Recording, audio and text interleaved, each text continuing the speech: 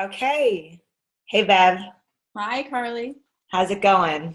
Good. How are you? Really well. There's a storm happening outside my window in Austin right now. It's kind of nice because I'm cuddled inside with my butter coffee. Oh, yes. I love storms. It looks like it could storm here, but in Montana we don't really get a lot of storms, mostly snow, but not a lot of rain. Wait, you're in Montana? Yep. How did we not get to this? In what part? Yep, yep.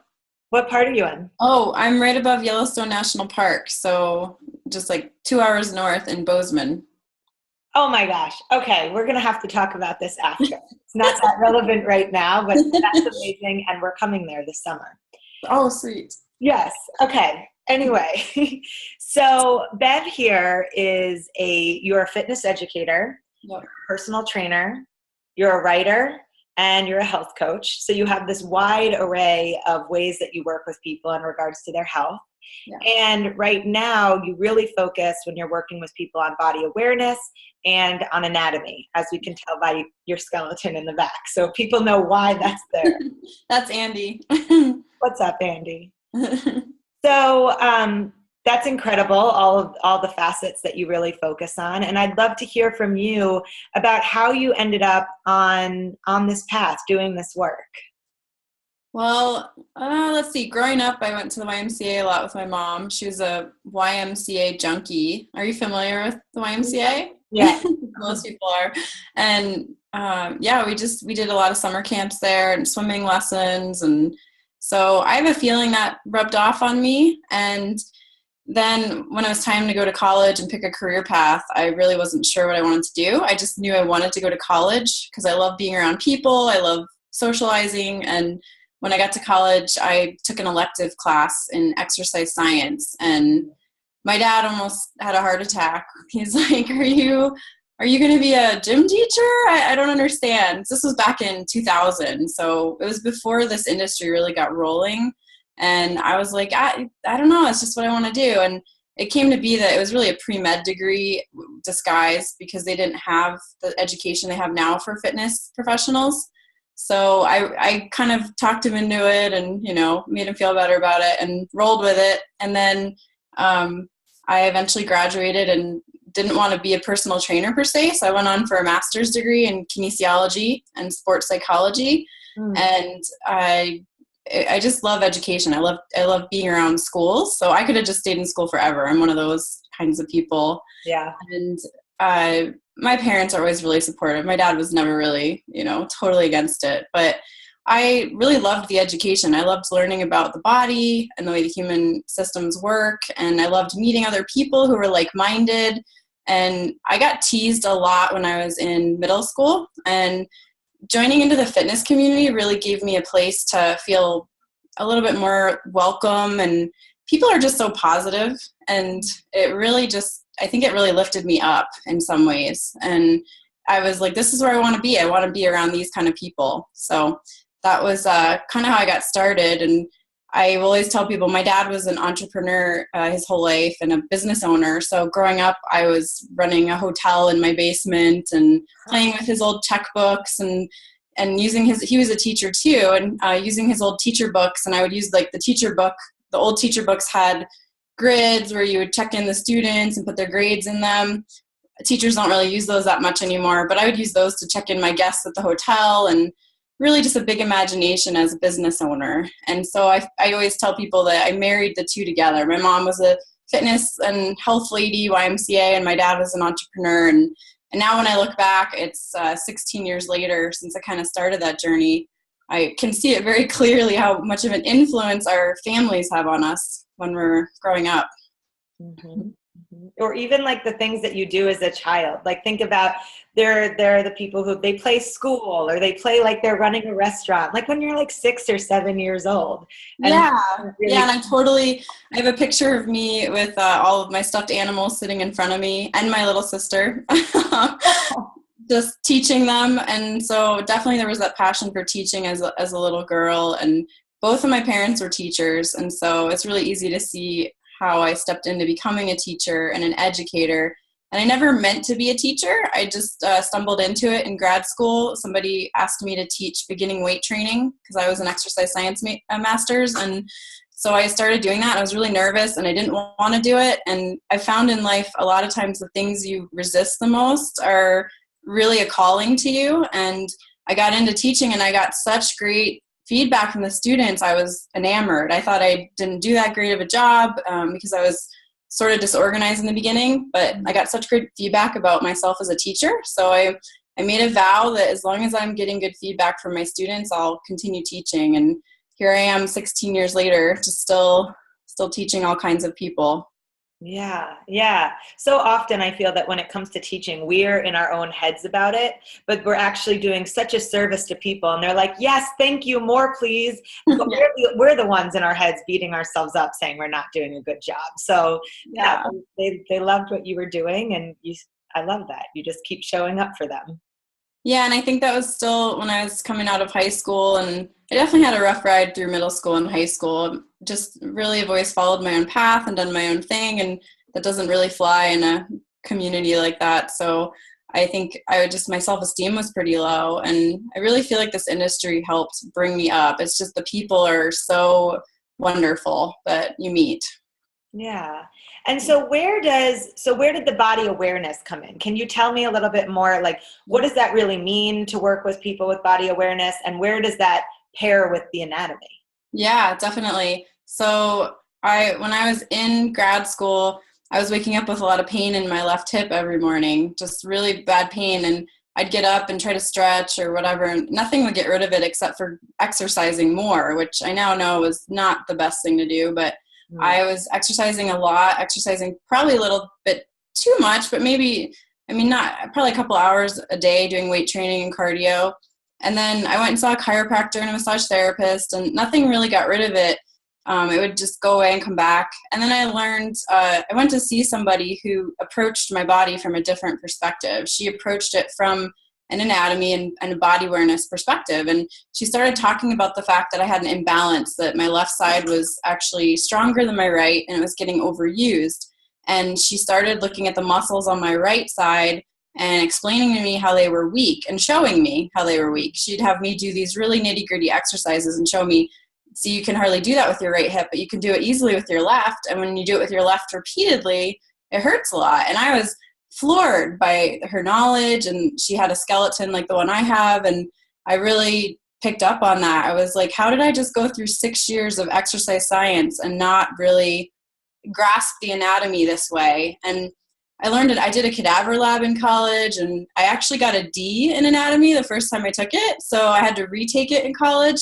And even after taking anatomy twice, I still didn't see it from a functional standpoint and the way it really applied to my life. And so long story short, I just continued down this journey of, I was like, I have to learn all of these muscles and what they mean and how they work. And aside from just what you memorize where they are and you memorize what they supposedly do, but what they do changes according to what sport you're playing and what you're doing. And so I started on this path of learning it. And the way the universe works is funny, because a couple years later, I got hired to teach anatomy at a community college. So right there, I got thrown right into it and just kept playing with my own body and then using it on clients. And yeah, these two just kind of got married together. I feel like body awareness is the more intuitive side and the anatomy is the more scientific side. And that's really me to a T. I love science, but I also love intuition. So the two come together, and it really helps people to look at the anatomy and understand that this is what's really under the skin, but then to tune into what they're feeling and to honor that and to trust that as well. Mm-hmm, mm-hmm. And so I was having such success with clients, so I started bringing the awareness side into my anatomy courses, and then people kept asking for more, and I presented at conventions, and people from other countries were asking, do you teach online? And I was like, oh no, I don't do the technology thing very well. But when I moved to Montana, so that you might like this part, when I moved here 2 years ago, I had to give up my entire business, all of my teaching, And so I thought this is an opportunity to bring it online. So I did bring my anatomy courses online about a year ago, and satisfied people from around the world take them now. And so that was kind of a fun transition. Once again, really never intended to be online, but just decided it'd be easier to try that out than to start over again. Yeah. Yeah. And you can reach so many more people who want what you have to share. Yeah, it's fun. So working with so many bodies and people who are really curious about anatomy and body awareness, is there a theme that you see running through people's bodies today? Like, is there a common injury? Is there something that we're doing repeatedly in 2016 that you're seeing come up? I think we definitely do too much.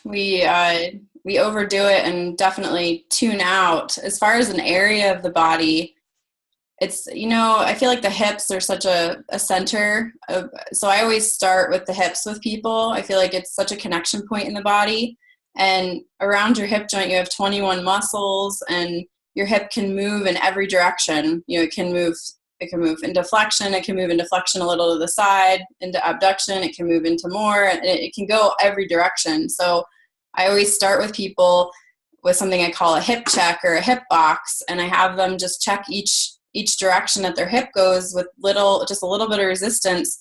And people can usually feel right away, like, oh, when I go up and to the side on my right, I can't really do it, but I can do it on my left. And they can really quickly identify and connect with, wow, if I can't do that when I'm laying on the floor here, what happens when I go out running, and what happens when I'm doing something harder? So I feel like the hips are such a great place. It's easy for people to connect to and really easy to find. And you can even just start with your hips, lifting one up, lifting the other up, pushing one down, pushing the other down, out to the side, and in. And that's a plus sign right there.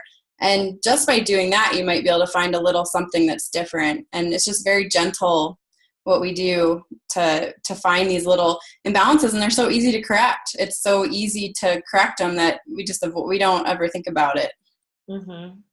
Yeah. And so what I'm hearing is that really, instead of saying, oh, there's a problem with my right knee, there's a problem with my left hip flexor, that it's really looking at it holistically or through a functional perspective and saying what's going on with the entire body as a whole. Am I carrying weight over here? So then that's creating tension on my left side body, instead of just saying this is the problem that I have to fix. Yeah, we get so laser focused on that area that's hurting us, and really it's just the body telling us something's wrong, and it's going to tell us where the injury is happening. But unfortunately, our body doesn't tell us where the problem is. It just says, hey, there's a problem.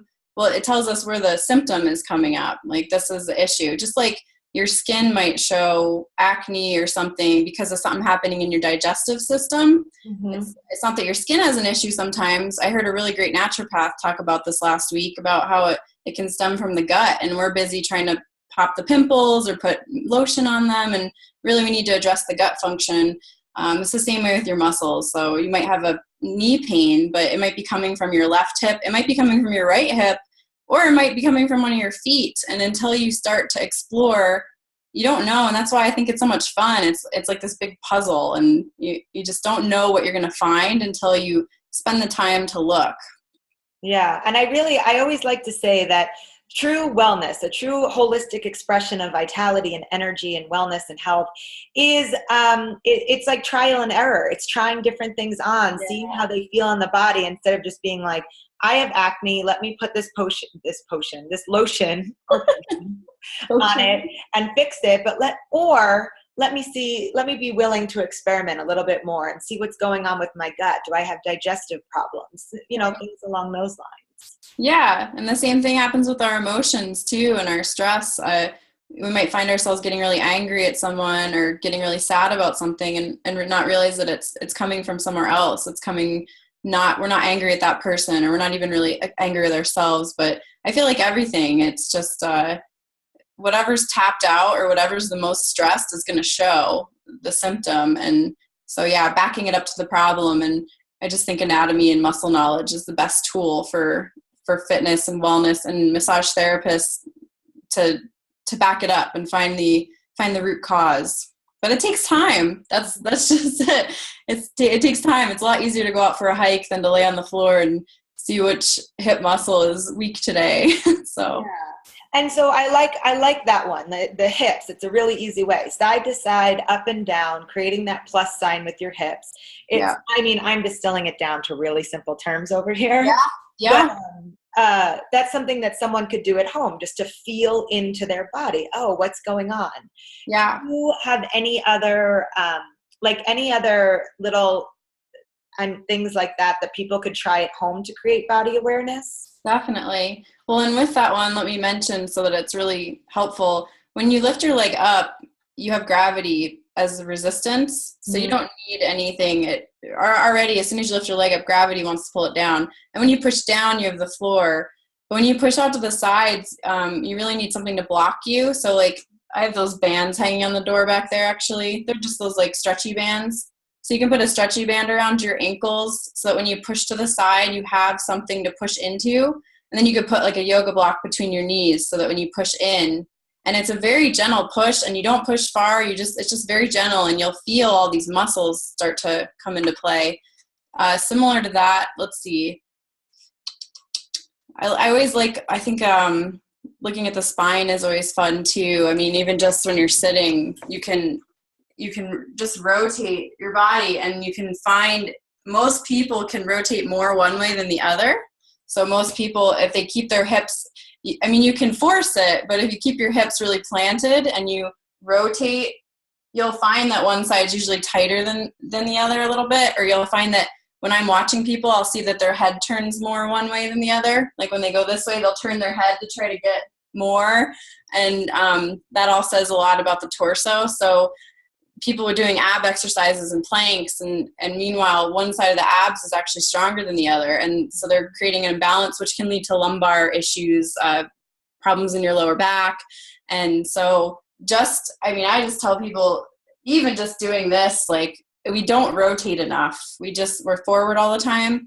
So even just doing that can be great. But the fun thing is you have the back of your chair. So if you find one side is like, I can't go to the right, but I go, woo, to the left, I can go to the right, and then I can push into the chair to get those muscles stronger. So I love giving that to people that sit at desks all day, because they can do it right at their desk. They can take a break from work and strengthen their core right at their desk.